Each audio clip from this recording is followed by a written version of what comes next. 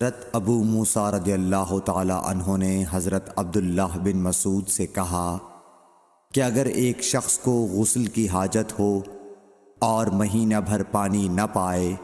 تو کیا وہ تیمم کر کے نماز نہ پڑھے؟ شفیق کہتے ہیں کہ حضرت عبداللہ بن مسعود نے جواب دیا کہ وہ تیمم نہ کرے اگرچہ وہ 1 مہینے تک پانی نہ پائے اور نماز موقوف رکھے۔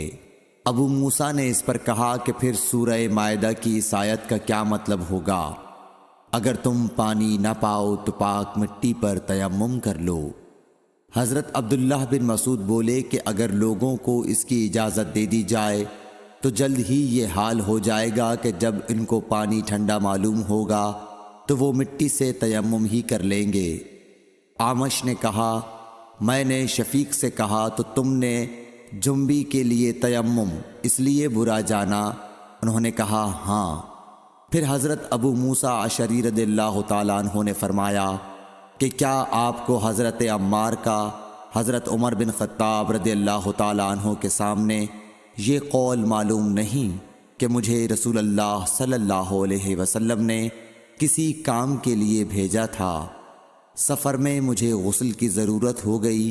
لیکن پانی نہیں ملا، اس لیے میں مٹی میں جانور کی طرح لوٹ پوٹ لیا۔ پھر میں نے رسول اللہ صلی اللہ علیہ وسلم سے اس کا ذکر کیا تو آپ نے فرمایا کہ تمہارے لیے صرف اتنا کرنا کافی تھا، اور آپ نے اپنے ہاتھوں کو زمین پر 1 مرتبہ مارا، پھر ان کو جھاڑ کر بائیں ہاتھ سے داہنے کی پشت کو مل لیا، یا بائیں ہاتھ کا داہنے ہاتھ سے مسح کیا، پھر دونوں ہاتھوں سے چہرے کا مسح کیا۔ عبداللہ نے اس کا جواب دیا کہ آپ عمر کو نہیں دیکھتے کہ انہوں نے عمار کی بات پر قناعت نہیں کی تھی؟ اور یعلی بن عبید نے اعمش کے واسطے سے شفیق سے روایت میں یہ زیادتی کی ہے کہ انہوں نے کہا کہ میں عبداللہ اور ابو موسیٰ کی خدمت میں تھا،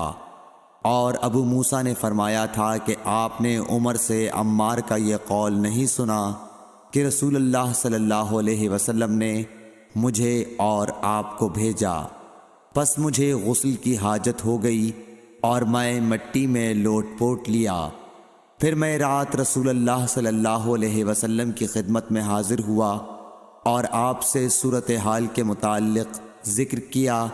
تو آپ نے فرمایا کہ تمہیں صرف اتنا ہی کافی تھا، اور آپ نے چہرے اور ہتھیلیوں کا 1 ہی مرتبہ مسح کیا۔